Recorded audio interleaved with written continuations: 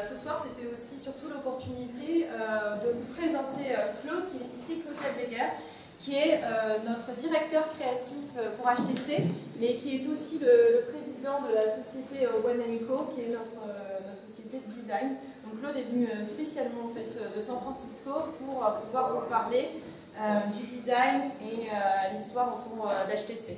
En fait, au début, ce qui était le plus important, c'était ce geste qu'on voit ici. C'est l'idée qu'on va passer beaucoup d'heures avec l'objet et on veut qu'il se tienne très bien dans la main. Donc on a pensé à la courbature, la courbe de la main, et on voulait faire quelque chose qui est très bien adapté à cette courbe. Et en fait, si on connaît un peu la technologie qui va à l'intérieur, c'est pas ce qu'on aimerait faire avec les composantes qui sont dedans, parce qu'on aimerait faire quelque chose de très carré. Tous les composantes électroniques sont carrées, donc pour achever quelque chose comme ça, on doit repenser tout l'ordre de tous les composantes. Et ce qu'on a dû faire, c'est complètement réarranger les composantes, mettre toutes les choses qui sont hautes au milieu, comme ça, afin de pouvoir faire un côté qui est très fin. Parce qu'en fait, ce qu'on a réalisé, c'est que l'épaisseur d'un produit n'est pas tellement important pour finir, c'est la perception au bord qui est très importante. Donc pour nous, d'avoir des côtés fins était plus important que l'épaisseur au milieu. Alors vous voyez, ensuite on rentre dans une phase, on regarde le traitement du côté.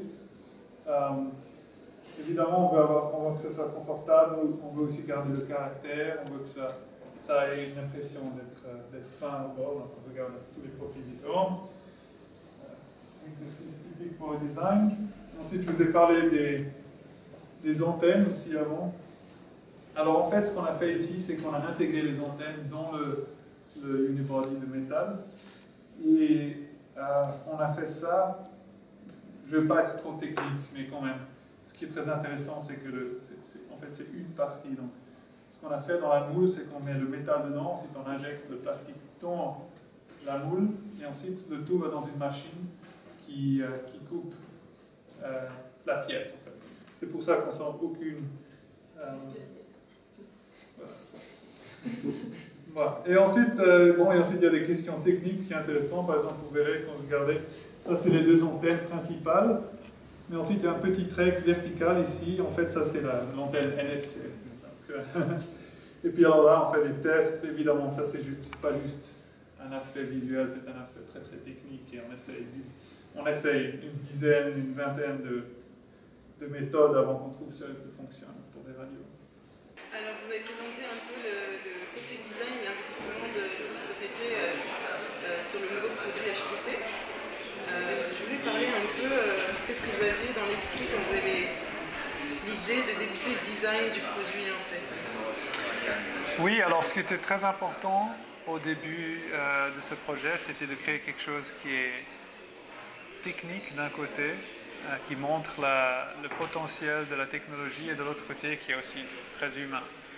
Donc nous avons choisi le métal comme matériau parfait pour ça, pour avoir un côté très premium et en même temps une forme, un design qui est parfaitement lié au corps humain, à la main en fait, la façon dont on tient le produit. Et c'est ça qui était le début du design.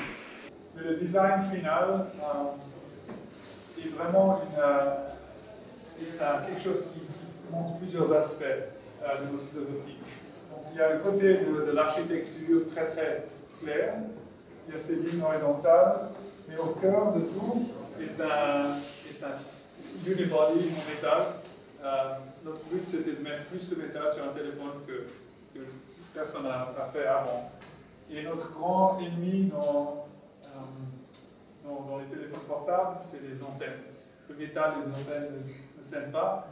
Donc, on a travaillé pendant des mois et des mois avec les ingénieurs d'antennes pour trouver un moyen. On était au point d'abandonner plusieurs fois, en fait, et de dire, bon, on ne va pas faire que du métal, mais à la fin, ça marchait. Et ce qui était très important aussi pour nous, c'est d'avoir un design 360 degrés. Donc, la face d'avant est aussi forte que la face d'arrière. Et en fait, avec le design du téléphone, on a du real estate, comme on dit, un espace limité pour faire du design, surtout devant. Parce que les écrans deviennent de plus en plus grands et en même temps les appareils deviennent de plus en plus petits. Donc ce qui nous reste, c'est plus beaucoup. Alors ce qu'on a fait ici, pour finir, c'est qu'on a amené une nouvelle innovation, l'innovation d'avoir du son stéréo, et on en a fait un élément de design. Et au niveau donc, de l'utilisation du HTC One, comment vous aviez étudié la prise en main et l'utilisation au quotidien d'un utilisateur dans le design?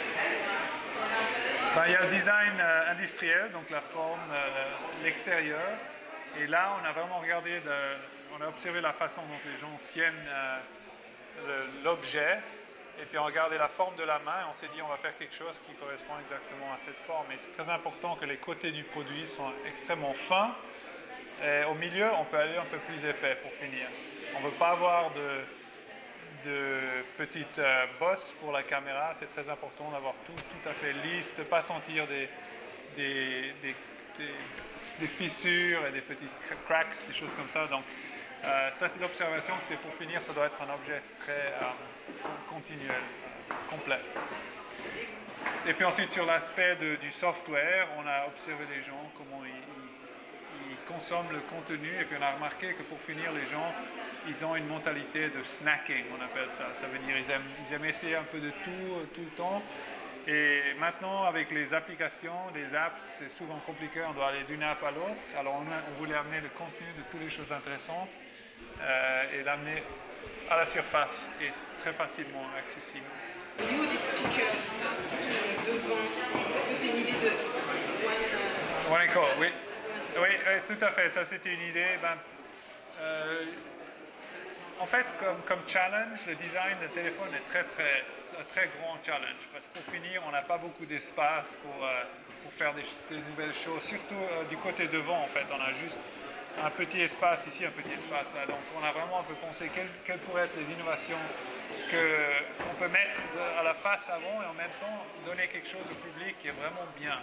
Et on a observé comme les gens utilisent dans le métro, dans les bus, qui montrent vidéo et puis avec la qualité terrible. Alors on a eu cette idée de doubler l'effet du son en fait. Et puis ça devient un élément graphique qui est très bien et unique. Vous connaissez donc notre thématique s'appelle MyMaps. Oui. Donc quelque chose qui convient très bien à un téléphone et sur lequel vous avez aussi travaillé. Oui. Et avant ça, je vais vous demander un petit peu votre environnement informatique. Quels sont les produits aujourd'hui qui vous accompagnent dans votre travail au quotidien et qui peuvent être aussi la téléphonie, tablette, télé, caméra. Bon alors je ne vais pas vous décevoir, mais en fait je suis une personne, je n'ai pas beaucoup de gadgets dans ma vie. Et la plupart des gens avec lesquels je travaille sont différents que moi. Mais bon, pour finir, j'aime bien avoir une simplicité, surtout quand je rentre à la maison après avoir travaillé sur ces machines toute la journée. J'aime bien avoir un espace donc on n'a pas de télévision, on a un ordinateur, on regarde des films là parfois, voilà. Mais pour moi, la technologie, j'aime bien faire un switch off complet. Et donc, mais évidemment, j'aime bien utiliser les tablettes. Et pour moi, la technologie est importante dans les aspects sportifs. Donc, pour moi, je fais du vélo, donc j'ai un ordinateur de bicyclette. Là, j'adore ça. Donnez-moi toute la technologie pour courir, pour la plongée, etc. Là, j'absorbe la technologie dans le sport. Donc, vous parlez de tablette. Quel genre de tablette vous possédez aujourd'hui? J'ai un iPad. Un iPad. Montre que vous utilisez pour le sport? Quelle marque? J'ai une Garmin. Oui. Et pour le vélo, un Garmin.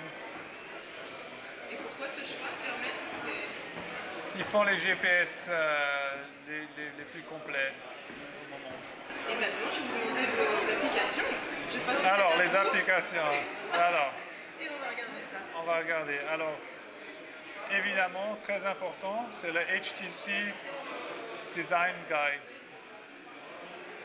où on peut regarder pour les 3 villes de design très importantes, notamment Milan ici. On voit il y a auteur de cet article dans ce...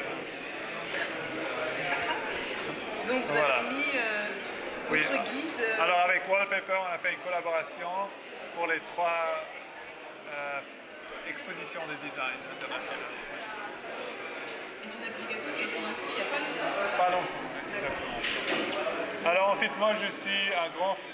Mes applications c'est comme ma technologie. Je passe pas beaucoup de temps à trouver les applications, mais je vous dirai lesquelles j'aime beaucoup. C'est Google Earth. C'est la fascination totale pour moi. La technologie qui va dans la création de ces espaces 3D en real time, pour moi, c'est incroyable. Et bon, Google Earth. Okay. Google Earth. Bon, ça prend un moment à charger, Et vous je crois. l'utilisez à quel niveau, par exemple? Juste pour contempler? Je l'utilise pour contempler, oui, parfois, et aussi pour les vacances. Je vais regarder tous les espaces avant que je vais en vacances. Parfois même trop. Et ensuite, une application, elle est où? Oh, elle n'est pas ici. Mais c'est une application américaine qui s'appelle Uber. C'est un service de taxi qui te permet de voir tous les taxis dans la ville. On peut appuyer dessus et ils viennent. Et on a un compte, on ne doit pas payer. C'est génial. C'est particulier. Ça s'appelle Uber. Uber, oui, une très bonne marque. Et ensuite, pour moi, c'est Netflix. Donc Netflix, c'est les films, ça ne marchera pas en France. Bon, ça ne marche pas ici. Ouais. C'est les films. Et puis ensuite, pour finir, New York Times. D'accord. C'est ça. Un classique. Oui. Alors juste pour revenir sur Netflix, vous regardez plus films ou séries? À cause de... Moi, je préfère regarder des séries parce que après 1 heure, j'ai assez regardé sur cette taille. Oui. Alors qu'est-ce que vous regardez comme film en ce moment? En ce moment, oui, en ce moment, j'ai regardé une série qui s'appelle Les Américains. Et il s'agit des espionnages dans les années 80, une très bonne série. Ah oui, oui. D'accord, très bien. Et donc le New York Times, vous l'utilisez au quotidien, c'est votre journal de base? Oh, il y en a plusieurs. Je regarde aussi des journaux suisses et français. Mais le New York Times, en tout cas. Je vous en prie. Au revoir.